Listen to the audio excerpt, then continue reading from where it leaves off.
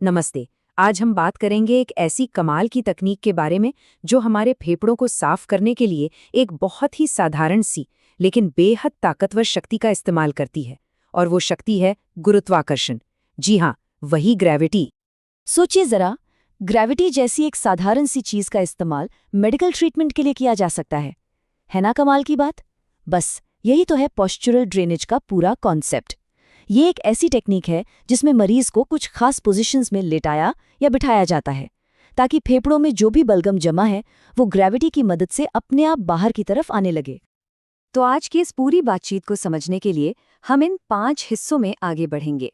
सबसे पहले देखेंगे कि ग्रेविटी सांस लेने में कैसे मदद करती है, फिर जानेंगे कि फेफड़ों को इसकी ज़रूरत कब पड़ती है। इसके बाद हम पोजीशनिंग की कला को समझेंगे, कुछ ज़रूरी क्या करें और क्या न करें पर बात करेंगे, और आखिर में देखेंगे कि ये देखभाल का एक ज़रूरी हिस्सा क्यों है। तो चलिए शुरू करते हैं अपने पहले हिस्से से। हम समझेंगे कि इस पावरफुल टेक्निक के पीछे की सिंपल सी फिजिक्स आखिर है क्या। देखिए, हमारे फेफड़े सिर्फ 2 बड़े गुब्बारों जैसे नहीं हैं। असल में ये कई छोटे छोटे हिस्सों में बटे होते हैं जिन्हें हम लोब्स और सेगमेंट्स कहते हैं। अब हर सेगमेंट का अपना एक रास्ता होता है बलगम को बाहर निकालने का। दिक्कत तब होती है जब किसी बीमारी की वजह से बलगम इन रास्तों में अटक जाता है और फिर सांस लेना मुश्किल होने लगता है। तो सवाल ये उठता है कि आखिर वो कौन सी कंडीशंस हैं जब फेफड़ों को ये बलगम साफ करने के लिए बाहर से मदद की ज़रूरत पड़ जाती है। चलिए इसी को समझते हैं। देखिए, कुछ बीमारियां हैं जैसे ब्रोंकिएक्टेसिस या सिस्टिक फाइब्रोसिस। इनमें बहुत ज़्यादा बलगम बनता है। ऐसे लोगों के लिए तो ये टेक्निक किसी लाइफ सेवर से कम नहीं है। यही नहीं, निमोनिया या फेफड़ों में फोड़ा हो जाने जैसी हालतों में भी ये बहुत ज़रूरी हो जाती है, क्योंकि वहां पर भी बलगम को निकालना ही रिकवरी का सबसे पहला कदम होता है। पर बात सिर्फ पुरानी बीमारियों की नहीं है। सोचिए, कोई बड़ी सर्जरी हुई हो या कोई मरीज बहुत लंबे समय से बिस्तर पर हो, ऐसे में उनके फेफड़ों में बलगम जमा होने का खतरा बढ़ जाता है। तो ये टेक्निक एक तरह से बचाव का काम करती है ताकि फेफड़ों में कोई कॉम्प्लिकेशन ही ना हो।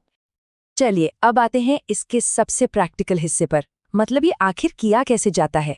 तो इसका सारा खेल सही पोजीशनिंग का है। अगर हम पूरे प्रोसेस को देखें तो इसे मोटे तौर पर 4 सिंपल स्टेप्स में बांट सकते हैं। सबसे पहले मरीज की तैयारी, फिर फेफड़ों के सही हिस्से को टारगेट करने के लिए सही पोजीशन में लाना, इसके बाद क्लैपिंग जैसी कुछ और टेक्निक्स का इस्तेमाल करना, और आखिर में प्रोसेस के बाद की देखभाल। अच्छा, अब पोजीशंस की बात करते हैं।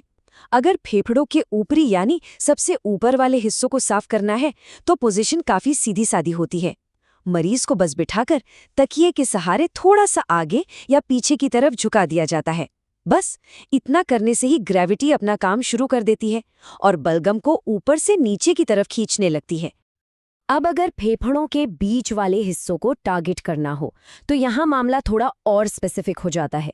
इसमें मरीज को पीठ के बल लिटाया जाता है, लेकिन बिस्तर का जो सिर वाला हिस्सा है उसे नीचे की तरफ झुका दिया जाता है।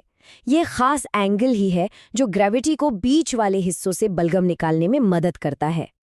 और बात जब फेफड़ों के सबसे निचले और सबसे बड़े हिस्से की आती है तो पोजीशन को और भी एडजस्ट करना पड़ता है। इसमें मरीज को पेट के बल या फिर करवट लेकर लेटना होता है और सिर को नीचे वाली पोजीशन में ही रखना होता है। ऐसा करने से ग्रेविटी फेफड़ों के सबसे गहरे हिस्सों तक पहुंच पाती है और वहां फंसे बलगम को भी बाहर निकाल लाती है।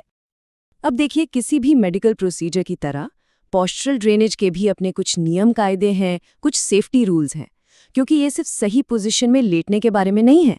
इसे सही तरीके से और सुरक्षित तरीके से करना भी उतना ही जरूरी है। तो एक ज़रूरी बात यह है कि हर पोजीशन को करीब 5 से 10 मिनट तक होल्ड करना होता है। और हाँ, टाइमिंग भी बहुत मायने रखती है। इसे हमेशा खाना खाने से पहले करना सबसे अच्छा माना जाता है ताकि उल्टी या मतली जैसा महसूस ना हो। और ये जो बात स्क्रीन पर है ये सब कुछ बयां कर देती है कि इसकी सफलता सिर्फ एक चीज़ पर नहीं बल्कि 3 चीज़ों पर टिकी है। एक तो एकदम सटीक पोजीशनिंग, दूसरा मरीज का सहयोग, और तीसरा इसके साथ इस्तेमाल होने वाली दूसरी टेक्निक्स जैसे हल्के हाथ से पीठ थपथपाना यानी परकशन और कंट्रोल के साथ खांसना। ये सब मिलकर काम करते हैं। सेफ्टी हमेशा सबसे पहले आती है। कुछ ऐसी कंडीशंस हैं जिनमें ये टेक्निक बिल्कुल भी नहीं करनी चाहिए, जैसे अगर खांसी में खून आ रहा हो या दिल की हालत ठीक ना हो। वहीं कुछ और मामले हैं जैसे ऑस्टियोपोरोसिस, जिनमें इसे किया तो जा सकता है लेकिन बहुत ज़्यादा सावधानी के साथ और डॉक्टर की निगरानी में। अब देखिए, फायदे तो इसके बहुत हैं, लेकिन कुछ रिस्क भी हो सकते हैं। कभी कभी ब्लड में ऑक्सीजन लेवल कम हो सकता है या मरीज को थकान हो सकती है। और बस यही वजह है कि ये प्रोसेस हमेशा एक ट्रेन्ड प्रोफेशनल की देखरेख में ही किया जाना चाहिए। तो हमने ये समझ लिया कि ये कैसे काम करता है और इसे कब इस्तेमाल करना है। अब आखिर में ये देखते हैं कि ये रेस्पिरेटरी केयर यानी सांस से जुड़ी देखभाल का इतना अहम हिस्सा आज भी क्यों बना हुआ है। इसके फायदे एकदम साफ हैं। जब सांस की नली साफ होती है तो शरीर में ऑक्सीजन का लेवल तो सुधरता ही है, साथ ही इन्फेक्शन और फेफड़ों के सिकुड़ने जैसे बड़े खतरों का रिस्क भी कम हो जाता है। और इन सब का नतीजा क्या होता है? मरीज को आराम मिलता है और वो आसानी से सांस ले पाता है। और जानते हैं सबसे दिलचस्प बात क्या है? आज के इस मॉडर्न जमाने में भी, जहां इतनी नई नई टेक्नोलॉजी आ गई है, पोस्चरल ड्रेनेज आज भी उतना ही रेलेवेंट है। सिस्टिक फाइब्रोसिस जैसी बीमारियों में तो ये आज भी इलाज का एक बहुत ज़रूरी हिस्सा है। हाँ, अब इसे अक्सर नए ज़माने के डिवाइस के साथ मिलाकर इस्तेमाल किया जाता है, जिससे इसका असर और भी बढ़ जाता है।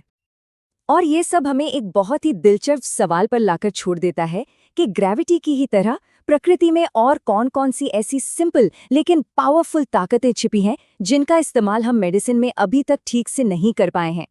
सोचने वाली बात है ना?